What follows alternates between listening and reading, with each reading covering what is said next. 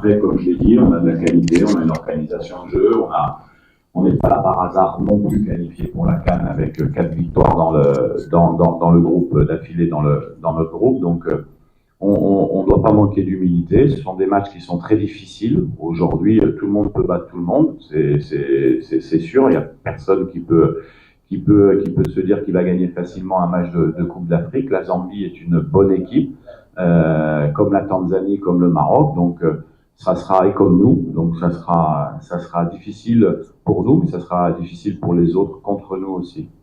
Alors sur la série de résultats, bon, ce sont des résultats amicaux. On a vu qu'on a joué l'Angola, et l'Angola a fait 1 hier contre l'Algérie. Donc comme je le disais, ce sont des bonnes équipes. Si on veut gagner absolument les 2 matchs avant une CAN, on prend pas le Burkina Faso qui était en demi-finale de la dernière CAN en match amical. Donc non, c'est important de confronter de bonnes équipes.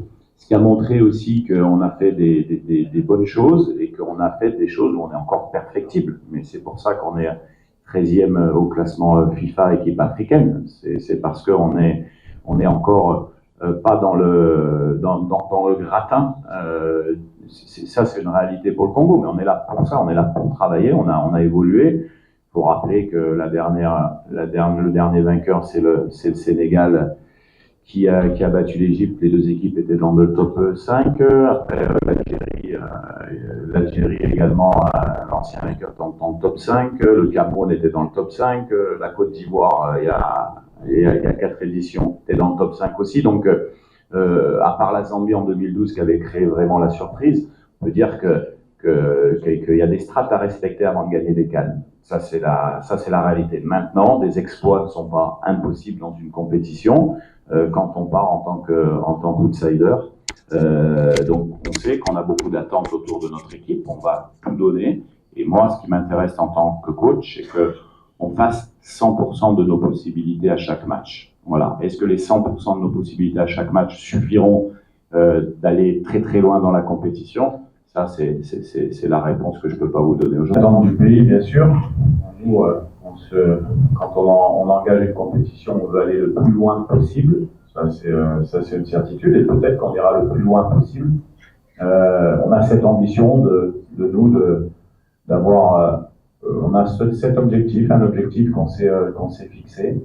Je pense à la hauteur de nos compétences. Après, il faut aussi mesurer les mots parce que ne changez pas tout du jour au lendemain. Mais plus ça va, je dirais que plus ça va.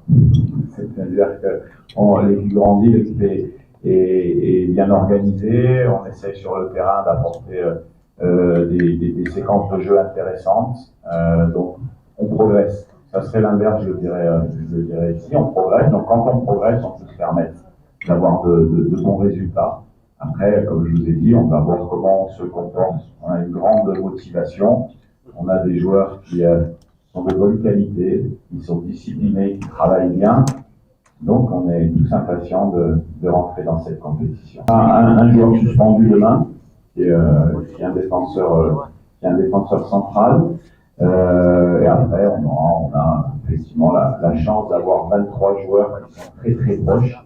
Donc, on peut se permettre d'avoir des stratégies de début de match, mais surtout aussi des stratégies pendant le match pour apporter un plus sur la seconde mi-temps. Donc ça, c'est une force qu'on a. On a vraiment un 11 de qualité et également un banc qui pourrait démarrer tous les matchs. Donc ça, je pense que c'est une force collective.